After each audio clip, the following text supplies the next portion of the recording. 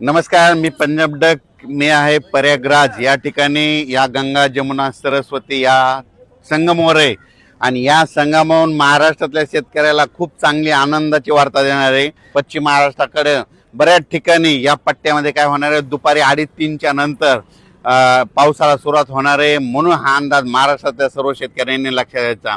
हा पाऊस विदर्भामध्ये, मराठवाड्यामध्ये आणि पश्चिम महाराष्ट्रामध्ये आज बऱ्याच ठिकाणी विजेच्या कडकडाटासह सुरू होणार आहे. म्हणून हा अंदाज लक्षात घ्यायचा.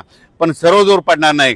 त्याच्यानंतर 1 तारीख, 2, 3, 4 तारखेच्या दरम्यान राज्यात दररोज पूर्व विदर्भ, पश्चिम विदर्भ, दक्षिण महाराष्ट्र, उत्तर महाराष्ट्र, कोकणपट्टी, खानदेश, मराठवाडा सगळीकडे दररोज वेगवेगळ्या भागात एक एक दिवस मुक्काम करत करत दररोज वेगवेगळ्या ठिकाणी महाराष्ट्रामध्ये पाऊस पडणार आहे. म्हणून हा अंदाज सर्व शेतकऱ्यांनी लक्षात घ्यायचा. त्याच्यानंतर शेतकऱ्याला सांगू इच्छितो की आजच्या कंप्लीट 5 दिवस शेतीचे कामे करण्यासाठी शिल्लक आहे. कारण की राज्यामध्ये 7 जून पासून ते 14-15 जून पर्यंत मोसमी पाऊस येणार आहे, मान्सूनचा पाऊस येणार आहे. म्हणून ही सर्वप्रथम शेतकऱ्यासाठी आनंदाची बातमी.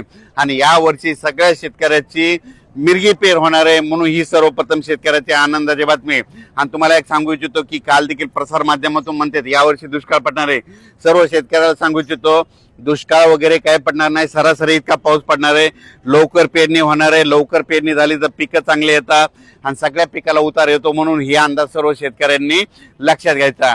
त्याच्यानंतर मुंबईकर, पुणेकर आणि कोकणपट्टी या परिसरातल्या सर्व शेतकऱ्याला सांगू इच्छितो 10 तारखे ते 14 तारखेच्या दरम्यान कोकणपट्टी, सातारा, सांगली, सोलापूर पासून ही जी अशी कोकणपट्टी इकडे पूर्ण, त्याच्यानंतर मुंबई तिकडे मुसळधार पाऊस पडणार आहे. काही ठिकाणी अतिवृष्टी देखील होणार आहे. म्हणून हा अंदाज लक्षात घ्यायचा.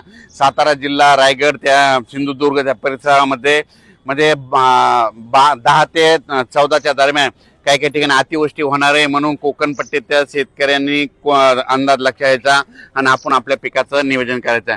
मुंबईकरांना देखील मुसळधार पाऊस पाहायला भेट